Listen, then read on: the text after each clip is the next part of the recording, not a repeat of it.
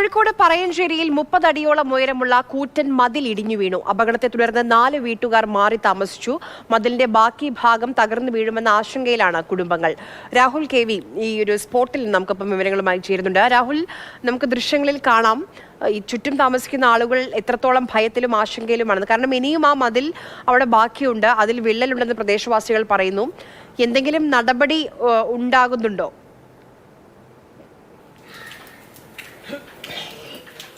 ആര്യ, കഴിഞ്ഞ ദിവസം പെയ്ത ശക്തമായ മഴയിലാണ് മതിൽ ഈ വിധത്തിൽ ഇടിഞ്ഞു വീണത്. മതിലിൻ്റെ അറ്റഭാഗമാണ് നമ്മളിപ്പോൾ കാണുന്നത്.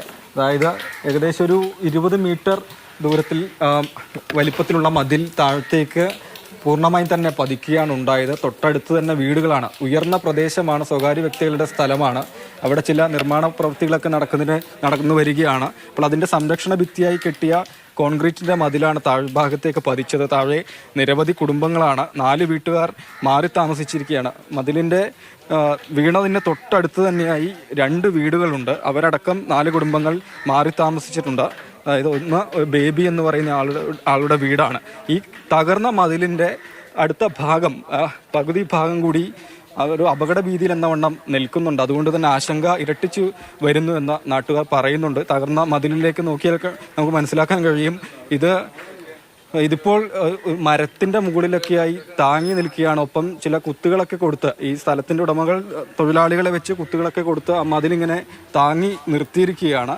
ഒപ്പം ഈ മതിലിടിഞ്ഞത് മാത്രമല്ല, മുകളിൽ നിന്ന് മഴ പെയ്ത സമയത്ത് മണ്ണ് ഒഴുകിയെത്തി വീടുകളിലൊക്കെ ചെളി നിറഞ്ഞ് ആളുകൾക്ക് വലിയ രീതിയിലുള്ള ദുരിതവുമായിട്ടുണ്ട്. 4 വീട്ടുകാർ മാറി താമസിച്ചിരിക്കുന്ന അവസ്ഥ, അതിലധികം വീടുകളിൽ ചെളി നിറഞ്ഞ് വീടിന് പുറത്തേക്ക് പോലും ഇറങ്ങാൻ കഴിയാത്ത ഒരു അവസ്ഥയിലേക്ക് കൂടി വന്നിട്ടുണ്ട്. അതൊക്കെ മാറ്റുന്നതിനുള്ള പണികളൊക്കെയാണ് പുരോഗമിച്ചു വരുന്നത്. നമ്മോടൊപ്പം സ്ഥലത്തെ ആളുകൾ തന്നെ ചേരുകയാണ്. പക്ഷേ ഇത് നമ്മൾ കാണുമ്പോൾ തന്നെ നല്ല പേടിയാകുന്നുണ്ട്. നിങ്ങൾ എങ്ങനെയാണ് ഈ സമയത്ത് ഇവിടെ ഉണ്ടായിരുന്നത്? നേരിട്ട് കണ്ടോ? നേരിട്ട് കണ്ടല്ലോ. ഞങ്ങളൊരു 8:30 മണിയോട് കൂടിയിട്ട് ഒരു സൗണ്ട് കേട്ടിട്ട് പുറത്തിറങ്ങിയതാണ്. രാത്രി 8:30 മണി സൗണ്ട് കേട്ട് പുറത്ത് ഒരു അലർച്ച ഒരു സൗണ്ട് കേട്ട് പുറത്തിറങ്ങിയാണ്. പുറത്തിറങ്ങിയപ്പോൾ ഒന്നും മനസ്സിലായിട്ടില്ല. പിന്നീട് നോക്കുമ്പോൾ നമ്മളെ വീടിൻ്റെ മുറ്റത്തുകൂടെ ഇങ്ങനെ വെള്ളം ഒഴുകുന്നുണ്ട്. തിരിച്ച് ഞങ്ങൾ തൊട്ടടുത്ത വീട്ടിലേക്ക് കയറുമ്പോൾ ഈ മതിലിടിഞ്ഞ് നിൽക്കുന്നതാണ് കാണുന്നത്. അവിടെ ഒരു തൊട്ട് നിൽക്കുന്ന വീടിൻ്റെ അടുത്തേക്കുള്ളത് ഒരു ഭർത്താവ് മരിച്ച ഒരു സ്ത്രീയും ഒരു മകളും മാത്രമേ ഉള്ളൂ. അപ്പോൾ അവർ പെട്ടെന്ന് ഇതായി ഒരു ടെൻഷനായിട്ട് അവരെ ഹോസ്പിറ്റലിലേക്ക് കൊണ്ടുപോവുകയൊക്കെ ചെയ്തു. നേരെ കാണുന്ന വീട്ടിലൊരു അമ്മയും മോളും മാത്രമേ ഉള്ളൂ. ഭർത്താവ് മരിച്ചതാണ്. ഒരു മോളെ കല്യാണം കഴിച്ച് വേറെ അയച്ചതാണ്. അപ്പോൾ ഇവിടുന്ന് വരുന്ന ചെളികളാണ് കംപ്ലീറ്റ് ബാക്കിലേക്ക് വരുന്ന നമ്മളെ റോഡിലേക്കും ആ വീടിൻ്റെ മുറ്റത്തേക്കൊക്കെ വരുന്നത്. ഇത് ഇപ്പോഴുള്ളതൊന്നുമല്ല, കാലാകാലങ്ങളായിട്ട് ഒരു 5 വർഷങ്ങളായിട്ട് സ്ഥിരമായിട്ട് മഴക്കാലമായി കഴിഞ്ഞാൽ ഇതേ കണ്ടീഷനാണ്.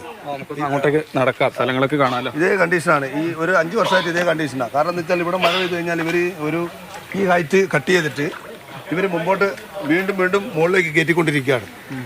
വീണ്ടും കയറ്റിക്കൊണ്ടിരിക്കുന്നതുകൊണ്ട് എന്താ വെച്ച് കഴിഞ്ഞാൽ അവിടെ നിന്ന് വരുന്ന ചെളിവെള്ളം ഇങ്ങോട്ട് മറിഞ്ഞ് നമുക്ക് ഇത് നടന്നു പോകാനോ കുട്ടികൾക്ക് സ്കൂളിൽ പോകാനോ ഒന്നും പറ്റാത്തൊരവസ്ഥയിലാണ് ഉള്ളത് നിലവിൽ. ഇപ്പോൾ ഇവിടെയുള്ള വീടുകളിൽ നിങ്ങൾക്ക് കണ്ടാൽ മനസ്സിലാവും, ഇവിടെയുള്ള വീടുകളുടെ മുമ്പിലെല്ലാം ചെളികളാണ്.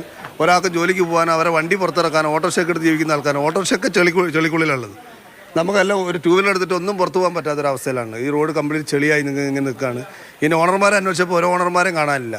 2 പേര് ഇന്നലെ വന്നിട്ട് പറഞ്ഞു ആ ഒരു ഓണർമാരൊക്കെ പുറത്താണ്, ഞങ്ങളല്ല എന്നൊക്കെ പറഞ്ഞു. അവർ കോർപ്പറേഷൻ ആൾക്കാർ വന്നിട്ട് പറഞ്ഞു ഇത് സ്റ്റോപ്പ് മെമ്മോ കൊടുത്താണ് എന്ന് പറഞ്ഞു. സ്റ്റോപ്പ് മെമ്മോ കൊടുത്തിട്ട് അതിന് മുകളിലും പണിയെടുക്കുന്നുണ്ടെങ്കിൽ ഇവരെ ആരും സംരക്ഷിക്കുന്നു. കോർപ്പറേഷൻ സ്റ്റോപ്പ് മെമ്മോ കൊടുത്താണ് ഇവിടെ മതിലിന്. ഈ മതിലിന് കോർപ്പറേഷൻ സ്റ്റോപ്പ് മെമ്മോ കൊടുത്താണ്. അവർ ഇന്നലെ നമ്മളോട് വന്ന് സംസാരിച്ചു. അതിൻ്റെ മുകളിൽ ഇവർ പിന്നെയും വർക്ക് ചെയ്യുന്നുണ്ടെങ്കിൽ ഇവർക്ക് എന്തെങ്കിലും ഒരു സഹായം ഇവിടുന്ന് കിട്ടുന്നുണ്ടാവുമെന്ന് നമ്മൾ പ്രതീക്ഷിക്കുന്നു. കാരണം എന്താ വെച്ച് കഴിഞ്ഞാൽ ഈ ദുരിതം മുഴുവൻ അനുഭവിക്കുന്നത് നമ്മളിവിടെ 5-6 വീട്ടുകാരാണ്.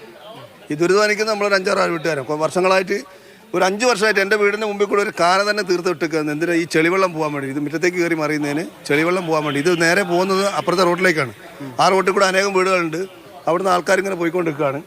അപ്പോൾ അതുകൊണ്ട് ഇത് എന്താ പറയുക, ഇപ്പോൾ ഈ സംഭവം നടക്കുമ്പോൾ തന്നെ പല പ്രാവശ്യം വന്നിട്ട് നമ്മൾ പറഞ്ഞാൽ നിങ്ങൾ ഉയർത്തരുതെന്ന് പറഞ്ഞാണ്. പിന്നെയും ഇവരിങ്ങനെ ഉയർത്തിക്കൊണ്ടിരിക്കുകയാണ്. അതുകൊണ്ട് ഇങ്ങനെ വെള്ളം വന്ന് ഇവിടെ കംപ്ലീറ്റ് ആൾക്കാർ ഇതിലേക്ക് മറിയാണ് ഇങ്ങോട്ട്. അത് ഭയങ്കര ഇതാണ്. ഇപ്പോൾ ഈ മതിലിൻ്റെ ഒരു പകുതി ഭാഗം അവിടെ തന്നെ ഉണ്ടല്ലോ.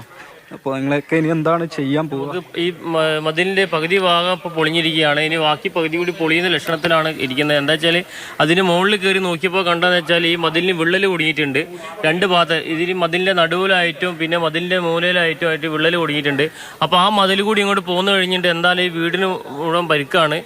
വീടിനെ ഉണ്ടാവില്ല, ശരിക്കും നാശമായി പോകും. അപ്പോൾ ആ അവസ്ഥയാണ് ഇപ്പോൾ ഈ വിവരം രാത്രി ഇങ്ങനെ സംഭവിച്ചിട്ട് വിവരം അറിയിച്ചിട്ടും ഇതിൻ്റെ ഓണർമാർ എത്തിയിരിക്കുന്നത് പിറ്റേ ദിവസം 12 മണിക്കാണ് ഇതിൻ്റെ ഓണർമാർ എത്തി. ഓണറാന്ന് പറഞ്ഞിട്ടുണ്ട്. അവരെ യഥാർത്ഥ ഓണർ ഇവിടെ ഇല്ല, മസ്കറ്റിലോ എവിടെയോ ഖത്തറിലോ എവിടെയാണെന്നാണ് പറഞ്ഞത്.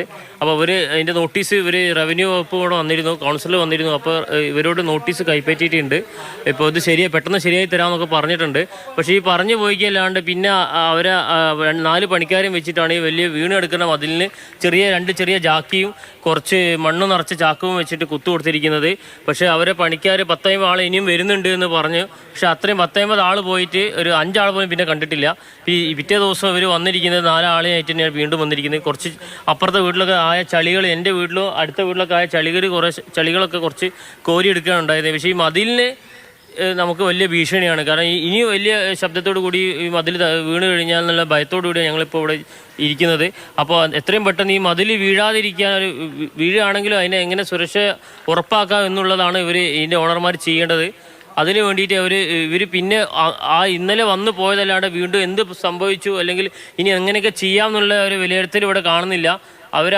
ആളുകൾ ഇവിടെ സൂപ്പർവൈസർമാർ ഈ ചളി കോരുകയെന്നല്ലാണ്ട് ആളെ പറഞ്ഞാൽ ചളി കോരുകയെന്നല്ലാണ്ട് ഈ മതിൽ ഇനിയിപ്പോൾ എങ്ങനെ സുരക്ഷയാക്കാമെന്നുള്ളതിനെ പറ്റിയിട്ട് ഇവർ എത്രയും പെട്ടെന്ന് ഞങ്ങൾക്കൊരു തീരുമാനമാക്കി തരണം.